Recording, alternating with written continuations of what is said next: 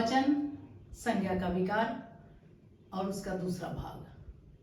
इसके पहले मैंने वीडियो में डाला है जिसमें आप वचन की परिभाषा, वचन किसे कहते हैं, वचन के भेदों को और उसके पहचान के कुछ नियम बताए गए हैं। वहां तक तो आप सभी अवगत हो गए होंगे। आगे का भाग इस वीडियो में है जो कि बहुत ही महत्वपूर्ण है और इस वीडियो में कुछ प्रश्नों की भी चर्चा होगी जहां आप देखेंगे कैसे हम गलत और सही की पहचान करेंगे। तो चलिए शुरू करते हैं। वचन मैंने बताया था कि कुछ सदा बहुवचन वाले शब्द कौन कौन से हैं। सदा बहुवचन वाले शब्दों में मैंने बताया था पिछले वीडियो में कि प्राण, दर्शन, होश, हस्ताक्षर, आंसू, समाचार, बाल, लोग, रोग, ये बाल जो है, दाम इत्यादि सदा बहुवचन होते हैं। मैंने वहां भी कहा था आपसे कि उसे आप अपने दिमाग में अंकित कर लीजिए क्योंकि यह बदलने की चीज है नहीं, इसे रटने की बात है और यह रट लीजिएगा तो इसी से सारे प्रश्न आएंगे कि इसमें से कौन शब्द नहीं है वचन बहुवचन, कौन शब्द एक वचन है, यही प्रश्न आएंगे। तो चलिए शुरू करते हैं। अब हम बताएंगे अभी कि सदा एक वचन वाले कौन कौन से शब्द हैं। तो सदा एक वचन वाले शब्दों में पानी, आकाश, वर्षा, घी, बालू, सत्य, व्यथा, सहायता इत्यादि शब्द सदा एक वचन वाले शब्द हैं। जैसे बहुवचन पढ़ा वैसे ही आप एक वचन पढ़ रहे हैं। यहाँ मैंने लिखा भी है कि पानी, आकाश, वर्षा, घी, बालू, सत्य, व्यथा, सहायता, ये सारे शब्द जो हैं वो सदा एक वचन वाले शब्द हैं। जब हम इसका वाक्य बनाएंगे तो हमें यह ध्यान होना चाहिए कि यह वाक्य जो बनेगा वह एक वचन का बनेगा। जैसे पानी अगर एक वचन शब्द है तो खूब पानी बरसा, यहाँ वाक्य बनाएंगे खूब पानी बरसा। यह भी परीक्षा में आ सकता है कि यह शब्द एक वचन का है कि बहुवचन का है, तो वहां हमें इसे एक वचन लिखना होगा। आकाश, आकाश बादलों से ढका है, यह भी सवाल आ सकता है कि यह शब्द, यह वाक्य एक वचन का है या बहुवचन का है। आकाश बादलों से ढका है। हमारा घी शुद्ध है। अन्य वाक्य भी आप बना सकते हैं लेकिन यह ध्यान रहे कि ये सदा एक वचन में आते हैं।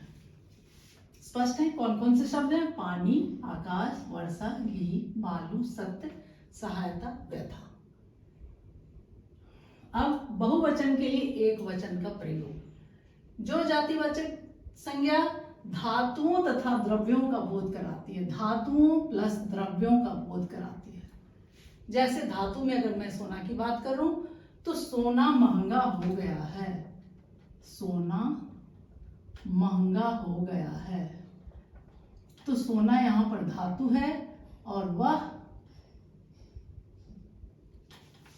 बोध करा रहा है हमें कि जातिवाचक संज्ञाएं धातुओं तो द्रव्यों का बोध कराती है जो एक वचन में प्रयोग होता है। दूसरा, देश में तेल की मांग बढ़ गई है, देश में तेल की मांग बढ़ गई है। तो यह सब एक वचन में प्रयोग होंगे। धातु और द्रव्य जो भी होंगे वो एक वचन में प्रयोग होंगे। अब नियम पर आएंगे। नियम एक में आएंगे हम, जहां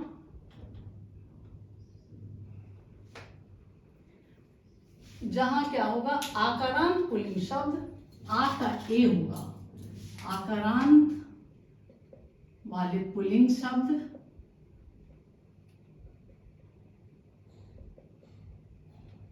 वहां क्या होगा, आ का ए होगा, आ इक्वल टू ए। उदाहरण ले सकते हैं हम, घोड़ा, घोड़े, बच्चा, बच्चे, लड़का, लड़की, ये सारे आकारांत वाले शब्द हैं। घोड़ा, घोड़े, बच्चा, बच्चे, ये आकारांत वाले शब्द हैं। तो इसका बहुवचन क्या हो जाएगा, ए हो जाएगा, ए। नियम 2, अकारांत स्त्रीलिंग शब्दों के अंत में ए जोड़ दिया जाता है। नियम 2, अकारांत स्त्रीलिंग शब्दों के अंत में ए जोड़ दिया जाता है, ए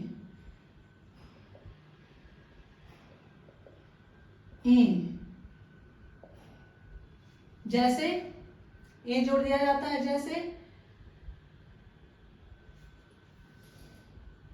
कमीज, कमीज से हो गया कमीजें, कमीज का हो गया कमीजें। आंख आंखें, रात रातें, बहुत सारे उदाहरण हैं। कमीज कमीजें, रात रातें, आंख आंखें। ए हो गया, यहाँ ए हो गया। नियम 3, आकारांत स्त्रीलिंग शब्दों के अंत में ए जोड़ दिया जाता है। आकारांत स्त्रीलिंग शब्दों के अंत में भी ए जोड़ दिए जाते हैं। ये अकारांत था। अब आकारांत स्त्रीलिंग शब्द जो होगा, आकारांत वाले स्त्रीलिंग शब्द जो होंगे वो भी क्या हो जाएंगे, जोड़ देने पर अंत में यहां भी ए जोड़ दिए जाते हैं। आकारांत स्त्रीलिंग शब्द जैसे कला, गाथा, शिला। जैसे कला से कलाएं, आकारांत है कला। शाखाएं, शाखा से शाखाएं, अन्य शब्द भी आप देखेंगे, शाखाएं। नियम 4, इकारांत और ईकारांत शब्दों के अंत में या और ई को ई कर दिया जाता है।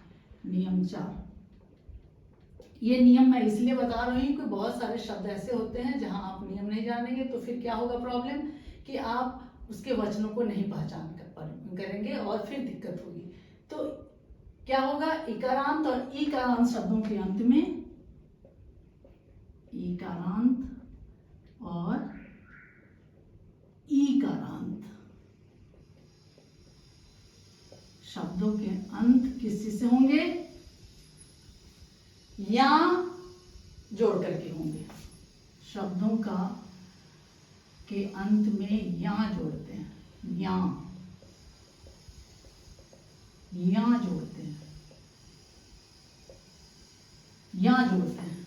जैसे इकारांत थाली, धोती, घड़ी, सीटी, और ई को ई कर दिया जाता है। यहां यह भी बात है, ई को ई कर दिया जाता है, ह्रस्व ई बना दिया जाता है। जैसे थाली, मैंने कहा थाली, थालियां। यहाँ दीर्घिकार है ईकारांत, तो इसको ह्रस्वीकार बना दिया गया, और थालियां। सीटी, सीटियां, तो दीर्घिकार है यहाँ पर, तो यहाँ ह्रस्वीकार बन गया, और सीटियां।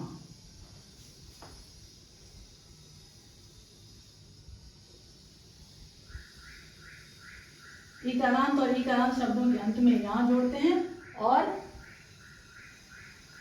ई को ई कर दिया जाता है। दीर्घी की मात्रा को ह्रस्व कर दिया जाता है, ई को ई कर दिया जाता है। नियम 5, इया से अंत होने वाले स्त्रीलिंग शब्दों में, नियम 5, जिन शब्दों के अंत में इया हो, इया से अंत होने वाले शब्द, या जोड़ देते हैं उसको, होने वाले शब्द में क्या लगाएंगे हम, चंद्र बिंदु लगा देंगे और तब बहुवचन बनाएंगे। जैसे या जोड़ देंगे, चंद्र बिंदु। जैसे गुड़िया, बिटी, गुड़िया से गुड़िया बहुवचन हुआ, बिटिया से बिटियां बहुवचन हुआ, चुड़िया से चुड़िया बहुवचन हुआ, डिबिया से डिबिया बहुवचन हुआ। यानी इया से जो शब्द अंत होगा, लुटिया, लुटिया, बुढ़िया, बुढ़िया, ये इया से अंत होने वाले शब्दों के अंत में हम या लगा देंगे, चंद्र बिंदु या रहेगा, इस तरह हम चंद्र बिंदु लगा देंगे। नियम 5, यहाँ आते हैं, जहां हम 5 हो गया। नियम 6, उकारांत और अकारांत स्त्रीलिंग शब्दों के अंत में, छठा नियम, उकारांत और उकारांत और अकारांत स्त्रीलिंग शब्दों, अकारांत स्त्रीलिंग शब्द होना चाहिए, यह ध्यान देना है। यह शब्द कैसे होंगे? तो स्त्रीलिंग शब्द होंगे और अंत में क्या करते हैं? ए लगा दिया जाता है। शब्द जब होंगे तो उसके अंत में ए लगा दिया जाता है। ए लगा देंगे। जैसे वधू, वधुएं, दीर्घकार की मात्रा है तो वहां पर हम ह्रस्वकार की मात्रा लगा देंगे। धेनु, धेनु उकारांत है तो यह धेनुएं होगा, धेनुएं। वस्तु उकारांत है तो वस्तुएं, वस्तु से वस्तुएं। अन्य उदाहरण भी आप देखेंगे। 7वां, कुछ शब्दों में गण, जन, वर्ग, लोग, वृंद आदि लगाकर हम बहुवचन बनाते हैं। जैसे गण से अधिकारी गण, अधिकारी गण, शिक्षक गण, जन, गुरुजन, वर्ग से मजदूर वर्ग, आप लोग, अध्यापक वृंद इत्यादि शब्दों को लिखकर हम बहुवचन बनाते हैं। इसमें विशेष एक बात ध्यान देने की जरूरत है कि जिन शब्दों के अंत में जाति, सेना या दल शब्द प्रयुक्त हो, क्या है 8वां नियम, जाति, सेना और दल शब्द प्रयुक्त हो, दल शब्द प्रयुक्त हो तो वो क्या होगा? उनका प्रयोग सदा एक वचन में होगा, उस सदा एक वचन में होगा। जैसे मैंने दिया है जाति, तो वाक्य हम दे सकते हैं कि आजकल स्त्री जाति में जागृति आ गई है, आजकल स्त्री जाति आगे बढ़ रही है, या स्त्री जाति में, आजकल वाक्य पूरा लिखती हूं मैं, आजकल स्त्री जाति में जागृति आ गई है। यहां मैंने दल भी दिया है, दल यानी समूह। टिड्डी दल ने फसलों पर आक्रमण कर दिया, तो दल और ये जाति, सेना, दल, ये सारे शब्द जो हैं वे हमेशा ही एक वचन में प्रयुक्त होंगे। आगे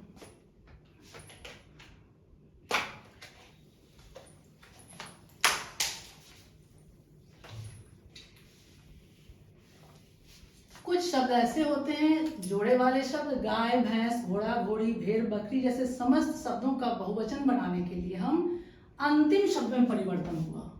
ये नंबर 9 है। गाय, भैंस, भेड़, बकरी इत्यादि शब्दों में अंतिम शब्द में परिवर्तन होगा, इस शब्द में परिवर्तन होगा। वाक्य में देखिए तो वो बनाने के लिए बहुवचन क्या होगा? केवल अंतिम शब्द, बहुवचन बनाने के लिए केवल अंतिम शब्द में परिवर्तन होगा। जैसे आजकल शहरों में भेड़ बकरियां कम दिखती है, कुछ गाय भैंसें ठंड के कारण बीमार हो गई है, तो गाय भैंसें, कुछ गाय भैंसें ठंड के कारण बीमार पड़ गई हैं। तो यहां हमें परिवर्तन दूसरे वाले शब्द में है। बकरी,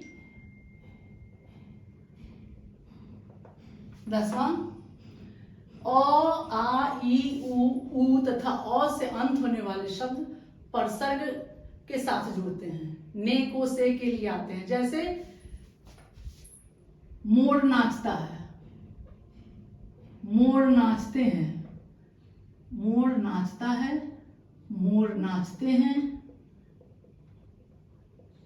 और जब हम परसर कर्ता के चिन्हों का प्रयोग करेंगे तो मोरों को मत पकड़ो, तो यहां पर कर्ता के चिन्हों का प्रयोग हुआ, मोरों को मत पकड़ो।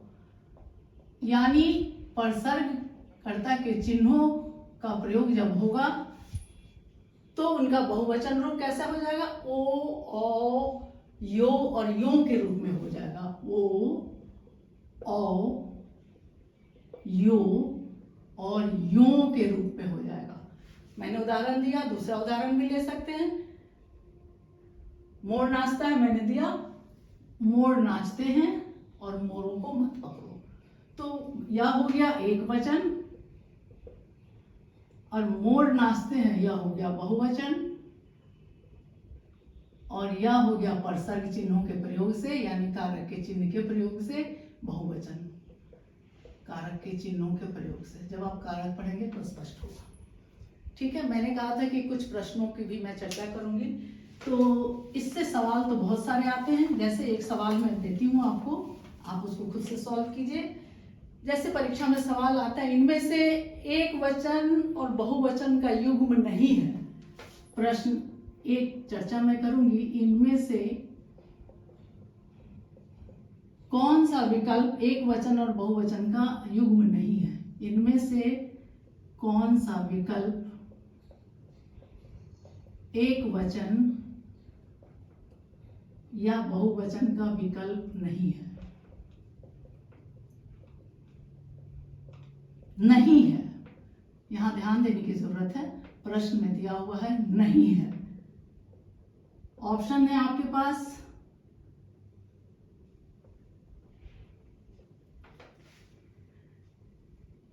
घोड़ा घोड़े, घोड़ा युग्म और घोड़े, आंसू आंसुओं,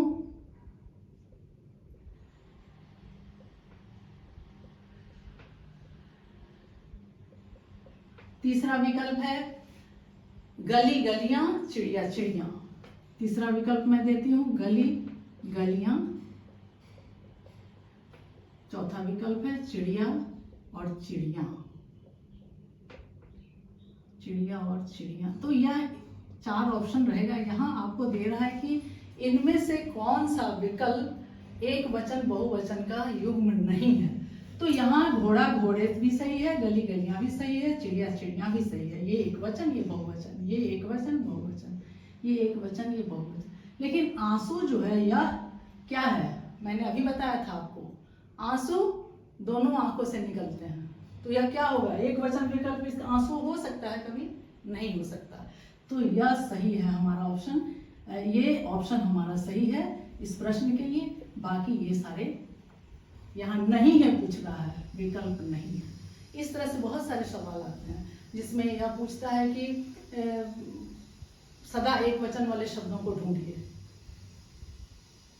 सदा एक वचन वाले शब्द कौन कौन से? जैसे आपने पढ़ा भी कि वर्षा, घी, बालू, सत्य। वर्षा, घी, बालू, इनमें से कोई नहीं।